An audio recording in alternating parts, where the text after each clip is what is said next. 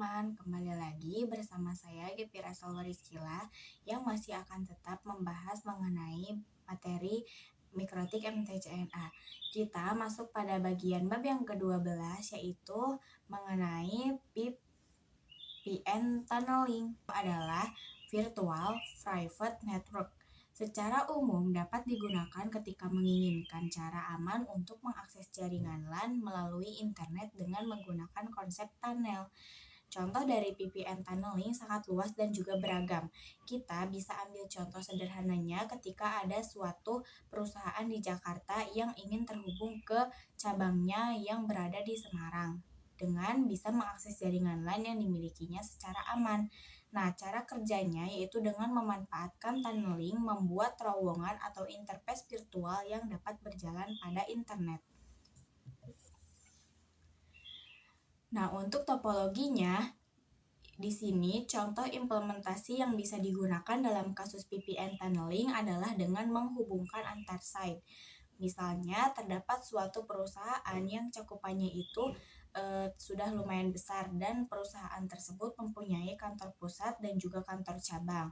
Nah, permasalahannya di sini adalah antara kantor pusat dan kantor cabang itu memiliki letak geografis yang jauh.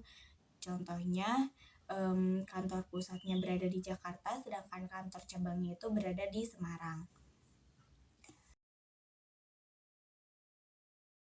Lokal yang ada di kantor pusat dengan lokal yang ada di kantor cabang itu ingin saling berkomunikasi karena suatu perusahaan data-datanya sama, jadi supaya bisa sharing file agar aksesnya lebih mudah, misal kita menggunakan kabel seperti fiber optik ataupun UTP atau juga wireless itu tidak akan efektif dan juga membutuhkan biaya yang mahal. Jadi oleh karena itu, pada perusahaan tersebut bisa menggunakan fitur VPN tunneling. Antara kantor pusat dan kantor cabang itu terkoneksikan dengan interface yang bernama tunnel atau terowongan. Nah, untuk bisa terkoneksi dengan menggunakan tunnel itu syaratnya adalah antara kedua kantor tersebut menggunakan router mikrotik yang sama dan mikrotik tersebut terkoneksi juga pada internet.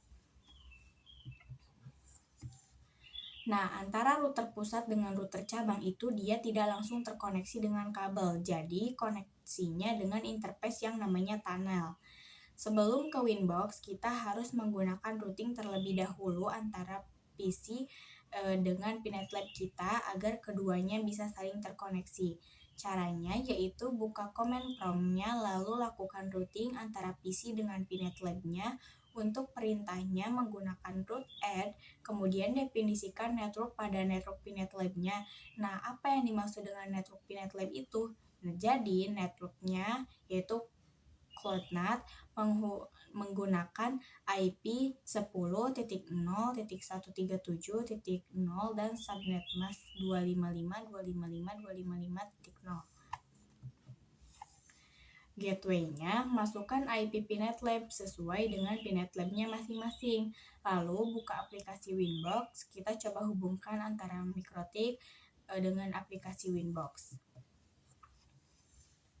Cek terlebih dahulu mikrotik yang pertama dapat IP address berapa yang dari konfigurasi WAN-nya. Itu kalau misalkan mikrotiknya terhubung ke internet namanya konfigurasi WAN. Nah, konfigurasi WAN itu IP-nya bisa secara DHCP maupun manual. Yang pertama, login terlebih dahulu ke admin, kemudian login terlebih dahulu dengan ketik admin, kemudian enter, passwordnya kosongkan saja, kemudian enter, kemudian klik N lalu enter, selanjutnya CTRL plus C, kemudian enter, cek IP address-nya ketika IP address print pada terminal mikrotik pertama, kemudian lalu cek mikrotik kedua dengan cara yang sama. Langsung koneksikan dengan aplikasi Winbox. Caranya dengan connect ke mikrotik pertama, pastikan untuk rombon agennya kosong, lalu klik connect, lalu koneksikan dengan mikrotik yang kedua. Sama caranya dengan yang pertama. Untuk mikrotik yang pertama itu setting hostname-nya dengan nama router pusat. Caranya dengan klik menu sistem, kemudian ke identity, dan ganti namanya dengan router pusat atau R pusat. Apply, kemudian OK. Sedangkan untuk mikrotik yang kedua, kita setting hostname-nya dengan nama router cabang agar memudahkan kita dalam membedakan router pusat dan juga router cabang. Caranya yaitu dengan klik menu sistem, lalu ke identity dan ganti namanya dengan router cabang, kemudian apply dan juga OK. Setelah itu hostname dan deskripsinya juga sudah diganti. Implementasikan untuk router pusat, pastikan DHCP client, kemudian pergi ke menu IP, lalu klik DHCP client, kemudian untuk bagian routernya pastikan tidak ada yang mengarah ke internet. DNS-nya kosongkan, tidak perlu diisi. Kita coba masuk ke mikrotik yang pertama karena IP yang sudah tidak ada.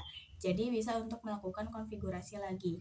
Klik 2 kali pada router mikrotik pertama, ketik IP router print kosong, ketik IP DNS print kosong, ketik IP address print kosong karena semuanya masih kosong karena kita belum menambahkan IP, kemudian DNS dan juga pada implementasi yang pertama, yaitu yang pertama penambahan parameter IP address yang mengarah di internet yaitu ether 1. Untuk IP address, kemudian ke addresses,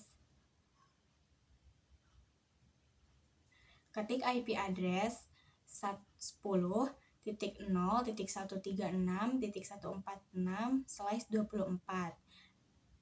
Interface-nya pilih yang ether 1, kemudian enter.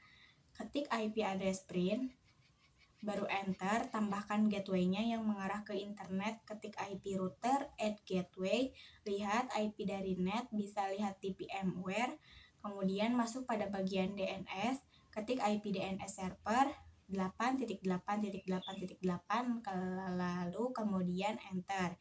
Ketik IP address print, lalu enter. Kalau sudah terisi, coba kita koneksikan dengan internet dengan ketik ping 8.8.8.8 lalu kemudian enter. Coba yang menggunakan domain, ketik ping google.com lalu enter, lakukan cara yang sama pada router cabang. Nah, untuk materi selanjutnya yaitu ada EOIP. EOIP atau Ethernet over IP adalah protokol yang pada mikrotik router OS berfungsi untuk membangun sebuah network tunnel antara mikrotik router di atas sebuah koneksi TCP/IP. EOIP merupakan protokol proprietary mikrotik atau support terhitung di Linux namun wajib di-compile manual. Maka untuk memanfaatkan fitur ini, router di head office dan router di branch office wajib menggunakan router mikrotik. Untuk membangun tunnel, kedua kantor harus terkoneksi dengan internet. Nah, EOIP tunnel yaitu menghubungkan antar site yang dimana antar site itu harus memiliki network yang sama. Interface, kemudian ke Untuk konfigurasi EOIP tunneling, caranya dengan buka menu pada Winbox router pusat, kemudian klik menu Interface, lalu klik Add atau tanda plus, kemudian cari EOIP tunnel.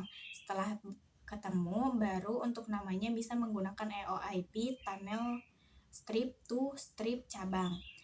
Remote address-nya ketikkan IP router cabang. Untuk tunnelnya, untuk tunnel ID-nya itu 25, lalu apply dan juga OK. Jika di sini belum terdapat tanda R yang biasa dikenal dengan running karena kita belum menambahkan pada router cabang.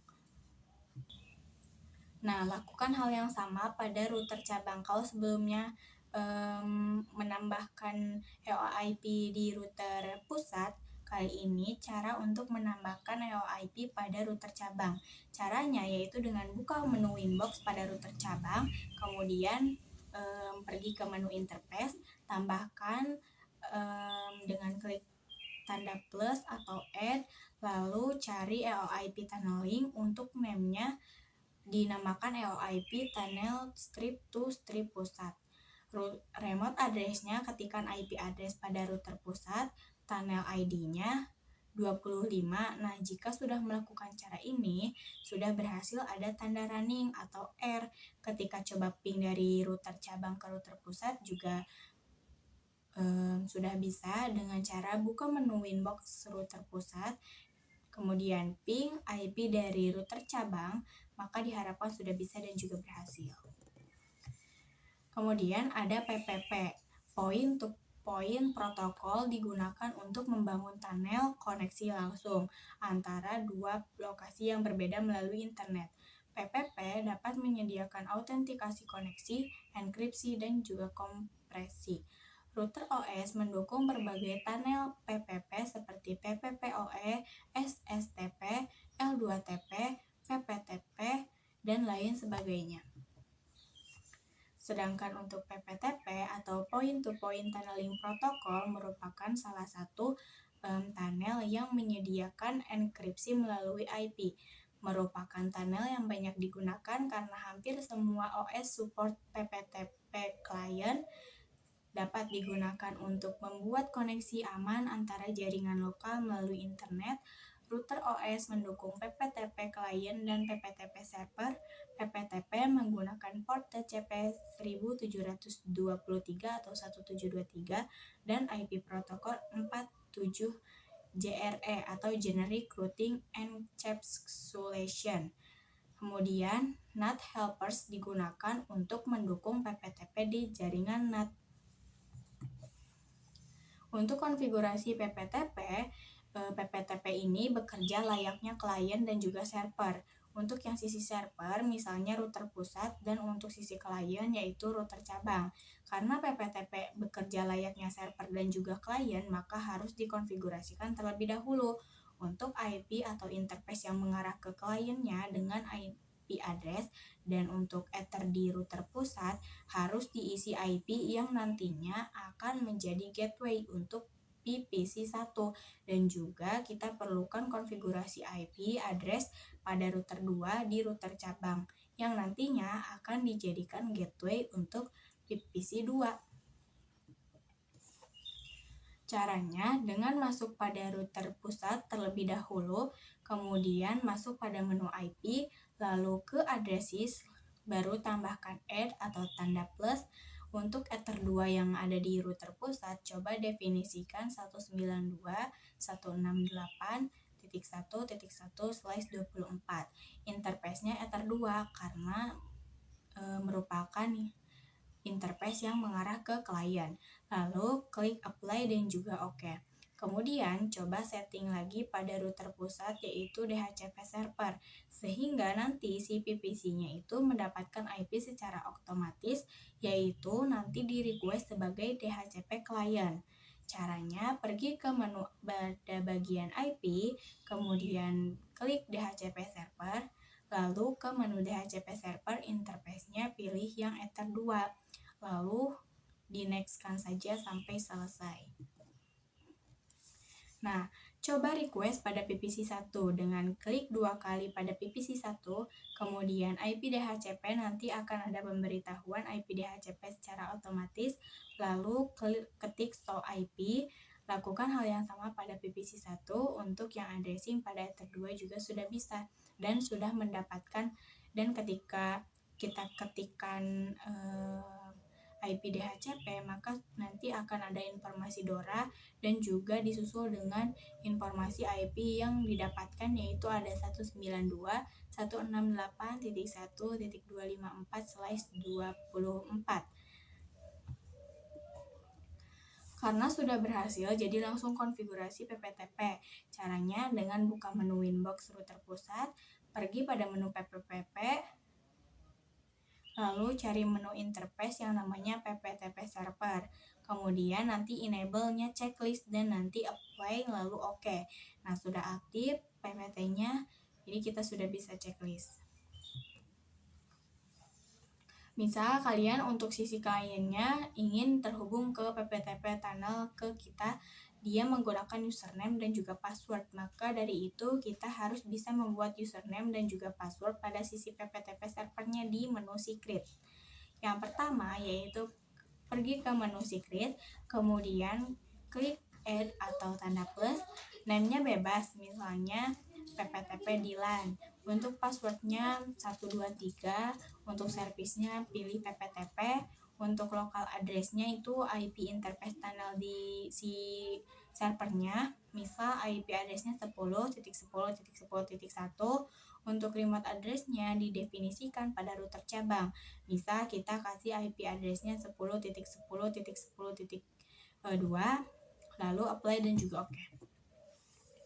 Setelah berhasil konfigurasi pptp server, coba pptp kliennya dari sisi router cabang, yaitu pergi ke menu ppp, kemudian pergi pada menu interface, klik add, kalian add-nya pilih namanya pptp client. Untuk sisi generalnya pptp out 1, fokuskan pada menu dial out saja karena di menu ini ada informasi terkait connect to. Connect to ini kita hubungkan pada router pusat. Jadi kita definisikan IP dari router pusat, lalu isikan IP statiknya router pusat. Untuk username dan juga passwordnya masukkan yang sudah kita buat pada DHCP server, lalu apply dan juga oke. Nanti atau tanda R berarti itu sudah berjalan. Kalau misalnya sudah berjalan, kalian bisa cek ke menu IP lalu ke addresses. Nanti akan terdaftar di IP address tunnelnya.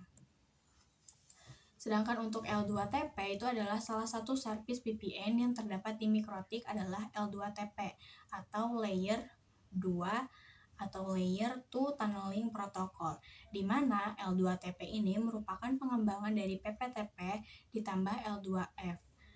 Network Security Protocol dan enkripsi yang digunakan untuk autentifikasi sama dengan PPTP. Akan tetapi, untuk melakukan komunikasi L2TP ini menggunakan UDP port 1701.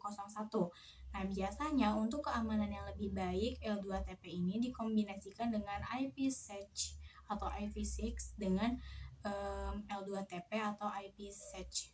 Juga PPPoE atau Point-to-Point Protocol over Ethernet merupakan jenis protokol tunnel layer 2 yang digunakan untuk mengontrol akses jaringan. Salah satu jenis protokol tunnel yang banyak digunakan di ISP karena dengan mudah melakukan manajemen banyak klien tanpa menggunakan IP public, memberikan autentifikasi, enkripsi, dan juga kompresi. Kemudian PPPoE ini hanya bekerja dalam satu jaringan atau one broadcast domain. Nah, nantinya MikroTik pertama itu akan dikonfigurasikan PPPoE, sedangkan MikroTik yang kedua akan bertindak sebagai klien atau customer. Pada umumnya, dari ISP ke router ini terhubung menggunakan interface fiber optik atau UTP, dan kalau ingin akses internetan tinggal dikonfigurasi saja pada ether-ether yang ada. Nah, dengan adanya PPPoE, maka akses internet akan jauh lebih aman ya teman-teman, sehingga kalau misalkan router ISP-nya ditambahkan PPPoE server, maka pada sisi customer harus ditanamkan PPPoE client juga.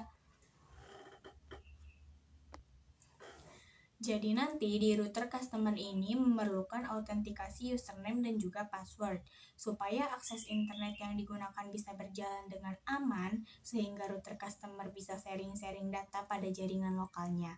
Untuk melakukan konfigurasinya, kita masuk pada router ISP dan koneksikan dahulu pada Winbox. Klik menu PPP, kemudian masuk ke menu PPPoE Servers. Tambahkan dengan mengklik tombol add atau plus, kemudian kalian kasih nama misalnya service PPPoE. Lewat ether berapa, yaitu ether 2, jadi definisikan ether 2, baru kalian klik OK. Koneksi router 2 dengan ISP, maka harus memasukkan autentikasi router name dan juga password. Masuk ke menu secret, kemudian tambahkan dengan klik add, ketikkan username PPPoE, strip Dilan, kemudian passwordnya misal 123, sesuaikan saja. Service-nya definisikan PPPoE, profilnya pakai default, baru klik apply dan juga OK. Oke, mungkin itu saja materi yang dapat saya sampaikan. Mohon maaf, masih banyak kekurangan, baik dalam penyampaian materi ataupun dalam kata-kata. Jadi, mohon maaf. Wassalamualaikum warahmatullahi wabarakatuh. Audio Jungle.